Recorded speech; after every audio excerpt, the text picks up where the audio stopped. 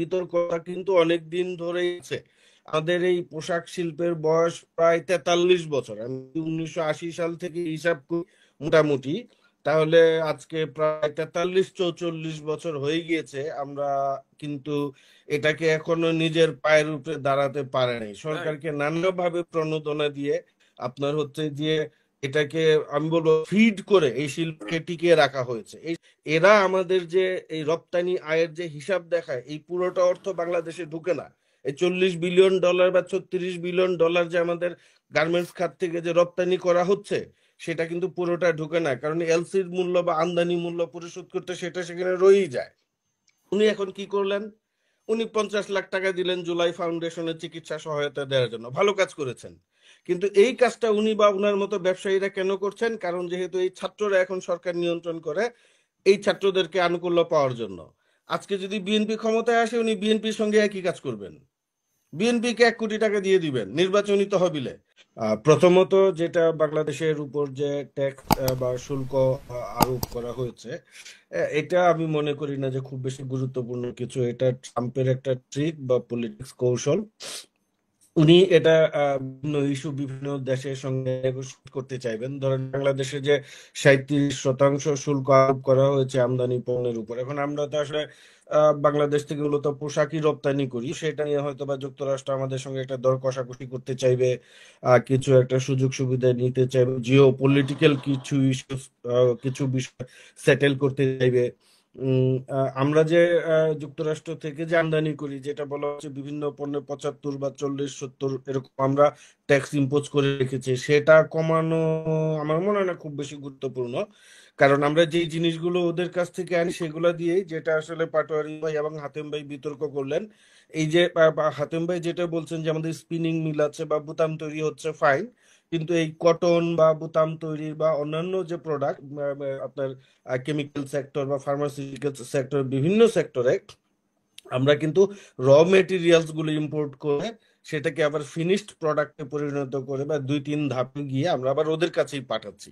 তো আমি এইখানে বাণিজ্য নিয়ে খুব বেশি আমি হতাশ না, খুব খুব বেশি না, উচ্চকিত না। আমার কাছে মনে হচ্ছে না এটা খুব বেশি সমস্যা হবে। সরকার নেগোশিয়েট করে ফেলবে, কারণ যুক্তরাষ্ট্র বিভিন্ন জায়গায় তার বিভিন্ন শর্ত আছে, বিভিন্ন জায়গায় তার বিভিন্ন স্বার্থ আছে।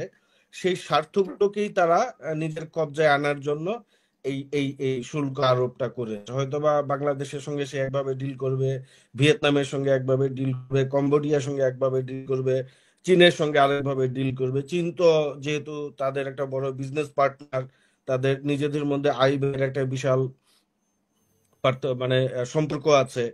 তো তারা সেই জায়গাটায় আমার কাছে মনে হচ্ছে যে চীন ইতোমধ্যেই আবার পাল্টা শুল্ক আরোপ করেছে, সেটাও চীন ডিল করবে।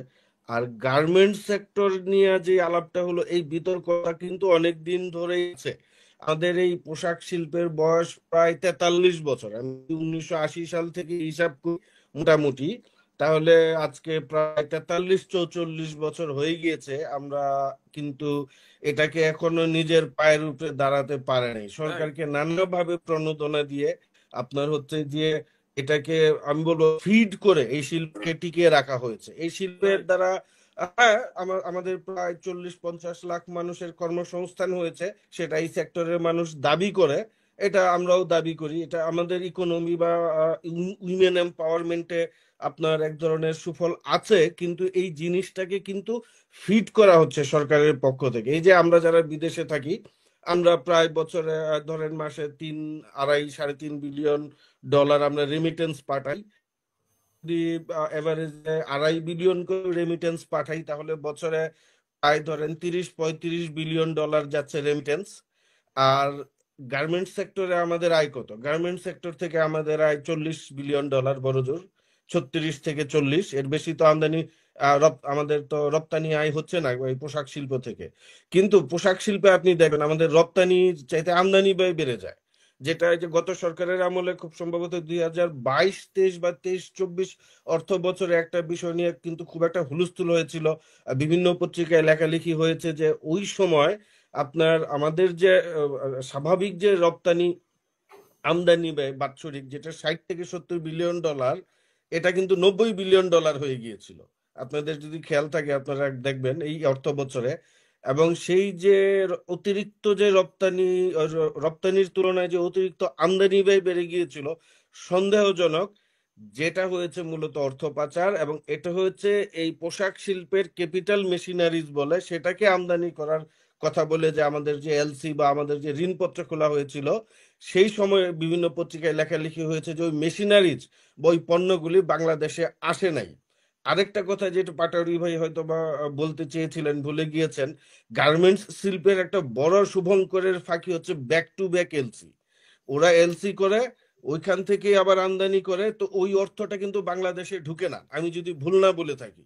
যেহেতু আমরা এই এই সেক্টরের লোক না, কিন্তু আমরা যতটুকু পড়াশোনা করে বুঝেছি এরা আমাদের যে এই রপ্তানি আয়ের যে হিসাব দেখায় এই পুরোটা অর্থ বাংলাদেশে ঢুকে না। এই $40 বিলিয়ন বা $36 বিলিয়ন যে আমাদের গার্মেন্টস খাত থেকে যে রপ্তানি করা হচ্ছে সেটা কিন্তু পুরোটা ঢুকে না, কারণ এলসির মূল্য বা আমদানি মূল্য পরিশোধ করতে সেটা সেখানে রয়েই যায়। তো হিসাবে দেখা যায়, যেটা পাটারি ভাই বললেন $100 $1 লাভ হয়, বা কেউ কেউ বলে এই পোশাক শিল্প থেকে 40-35 বিলিয়ন আয়ের কথা বলা হলেও আমার হাতে আসতেছে কম, কারণ এই আমদানি রপ্তানির মার পেছে টাকা ওখানেই থেকে যাচ্ছে। তো সেই জায়গায় আমি মনে করব যে এখন যেহেতু এই বিষয়টা নিয়ে আলাপ আলোচনা হয়েছে, কথাবার্তা শুরু হয়েছে, তো এই এই এই খাতটাকে আমাদের আরো পরিচ্ছন্ন করা উচিত, পরিষ্কার করা উচিত।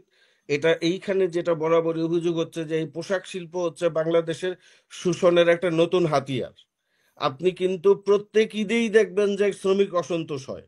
এই আশুলিয়াতে মাঠে নেমে পড়েছে, বেতন দিচ্ছে না। গাজীপুরের মাঠে নেমে পড়েছে, বেতন দিচ্ছে না। কোনাবাড়িতে মাঠে নেমে পড়েছে, বালুকায় মাঠে নেমে রাস্তায় রাজপথ অবরোধ করেছে। তাইলে এর একটা সেক্টরে যদি এত আয় হয়, আমাদের যদি সর্বোচ্চ 85% যদি রপ্তানি আয়ের 85% যদি এইখান থেকে আসে, এত লক্ষ লক্ষ মানুষের কর্মসংস্থান করে, তাহলে এই মানুষের এই এই বেতন দিতে পারে না কেন? আমরা তো ঈদের আগে দেখলাম যে এই নায়ক অনন্ত জলিল বেশ কান্নাকাটি করে বলতেছে যে ব্যাংক তাকে লোন দিচ্ছে না, লোন নিয়ে এসে শ্রমিকের বেতন দিবে, বেতন দিতে পারছে না। আরে ভাই, আপনি এত লাভজনক প্রতিষ্ঠান, তাহলে আপনি বেতন দিতে পারেন না কেন? আপনার লাভ হচ্ছে না প্রতিষ্ঠানে, আপনি ব্যবসা বন্ধ করে চলে যান। আপনার মানে ব্যবসা, আমরা আমরা তো ব্যবসায়ী না, ব্যবসার সোজা হিসাব, আপনার ব্যবসায় যদি লাভ না হয় আপনি ব্যবসা বন্ধ করে চলে যান। দুঃখিত, বাংলাদেশে তো গার্মেন্টস তো বন্ধ হয়ে যাচ্ছে না, এর মধ্যে বন্ধ করে দেন, হুম। আপনার চলছে না, আপনি এটা বন্ধ হচ্ছে না, কারণ হচ্ছে কারণ তারা ওই রপ্তানি আয়ের মূলা ঝুলিয়ে সরকারের কাছ থেকে ঋণ সুবিধা নিচ্ছে, ইনসেনটিভ নিচ্ছে, নানা আমদানিতে সুবিধা নিচ্ছে, রপ্তানিতে সুবিধা কারেক্ট। নিচ্ছে। হ্যাঁ, আপনি দেখেন এখন এই যে যুক্তরাষ্ট্রের এই যে 37% যে দেওয়া হবে আপনার শুল্কের বিপরীতে, যদি বাংলাদেশ সরকার নেগোশিয়েট করে যুক্তরাষ্ট্রের সঙ্গে, তাহলে কি করতে হবে?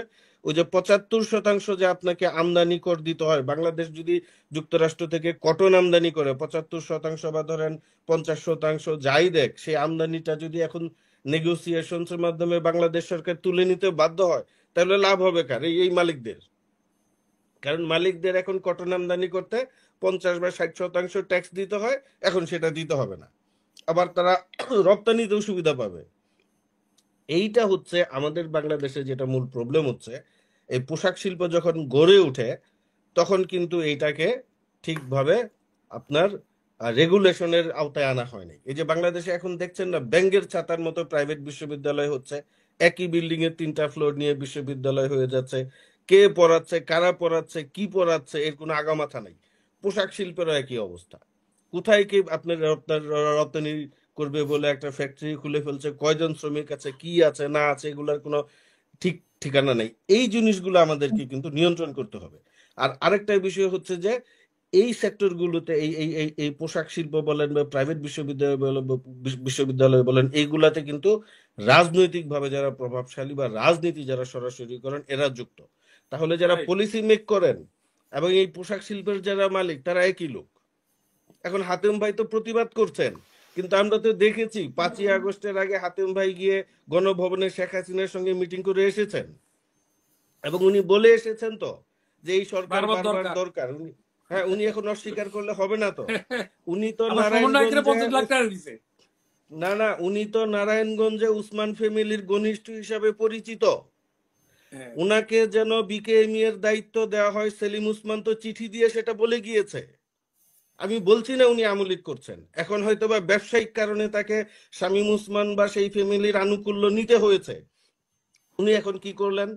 উনি 50 লাখ টাকা দিলেন জুলাই ফাউন্ডেশনের চিকিৎসা সহায়তা দেওয়ার জন্য, ভালো কাজ করেছেন। কিন্তু এই কাজটা উনি বা উনার মতো ব্যবসায়ীরা কেন করছেন? কারণ যেহেতু এই ছাত্ররা এখন সরকার নিয়ন্ত্রণ করে, এই ছাত্রদেরকে আনুকূল্য পাওয়ার জন্য। আজকে যদি বিএনপি ক্ষমতায় আসে, উনি বিএনপির সঙ্গে একই কাজ করবেন, বিএনপিকে 1 কোটি টাকা দিয়ে দিবেন নির্বাচনী তহবিলে। কারণ উনারা যে বিজনেসম্যান, যে বিজনেস বডি, এই বিজনেস বডিগুলা কিন্তু পলিটিক্যাল যে আপনার পার্টিগুলি আছে বা কোহর্ট আছে, তাদের সঙ্গে সুসম্পর্ক বজায় রাখে, নিয়ে তারা বেনিফিট নেয় এবং তারা হচ্ছে এই জনগণকে শোষণের মুখে ফেলে দেয়। তো এই বিষয়গুলো আমি মনে করি আমাদের যে আমাদের একটা ভালো, আমরা একটা অবস্থায় এসেছি এই যুক্তরাষ্ট্রের ট্যাক্সের বিষয় নিয়ে বা ট্যারিফের বিষয় নিয়ে। এই সুযোগে আমাদের এই বিষয়গুলোকে পরিষ্কার করতে হবে, খোলামেলা করতে হবে। যে আপনি গার্মেন্টস এটাকে একটা নিয়মের মধ্যে আনতে হবে, একটা ইন্ডাস্ট্রিয়াল জোনে যেতে হবে, সেখানে শ্রমিকের অধিকার থাকতে হবে, আপনার আয় ব্যয়ের একটা হিসাব থাকতে হবে। আপনি তো এইরকম আমরা কর্মসংস্থান শুরু করেছি বটে, কিন্তু আপনি তো এক ধরনের তাদেরকে অস্বাস্থ্যকর, আপনি বিলো স্ট্যান্ডার্ডের জীবনযাপনে বাধ্য করছেন। আপনি তাকে কি সঠিক বেতন দিতে পারছেন? পারছেন না, তাহলে আপনি বন্ধ করে দেন। আপনার, আপনি ধরেন বাংলাদেশে যখন এই এই পাট শিল্প হারিয়ে গেল, তখন তো একটা হাহুতাশ ছিল, মানুষ কি করবে কি করবে, মানুষ কোথায় যাবে। তা নারায়ণগঞ্জে তো একসময় যে আদমজীব সঠিক কথা। পাটকল ছিল, চিত্তরঞ্জন কটন মিল ছিল, নানা নানা ধরনের মিল ইন্ডাস্ট্রি ছিল। নারায়ণগঞ্জে তো এক সময় সকালবেলা কয়েক হাজার পাটের ট্রাক ঢুকতো, এই নিতাইগঞ্জ মন্ডলপাড়া পাটকল, পাটের গুদাম বন্ধ হয়ে গিয়েছে। কয়েক হাজার মানুষের এই আয়ের উৎস ছিল এই পাটের ব্যবসা, পাটকল। পাটকল বন্ধ হয়ে গিয়েছে, পোশাক শিল্প এসেছে। পোশাক শিল্প বন্ধ হয়ে গেলে হাতেম ভাই নতুন এন্টারপ্রাইজ করবে, নতুন বিজনেসে যাবেন। তার বিজনেস তো আটকে থাকবে না যদি তার হাতে ক্যাশ থাকে, তার হাতে পুঁজি থাকে। বিষয়টা হচ্ছে মানুষের হাতে পুঁজি আছে, এই বিষয়ে কোনো সন্দেহ নাই। এখন একটা জায়গায় যদি বিনিয়োগ বন্ধ হয়ে যায়, আরেক জায়গায় মানুষ বিনিয়োগ করবে। কিন্তু আমরা চাই এই জিনিসটা যেন একটা সুষ্ঠু সুরাহা হয় এবং স্বচ্ছ বিজনেস হয়। তাহলে দেশের মানুষেরও লাভ হবে, হাতেম ভাইদেরও লাভ হবে, দেশের জনগণেরও লাভ হবে। এই কাদা অনেক ছুড়াছুড়ি তর্ক বিতর্ক থাকবে না।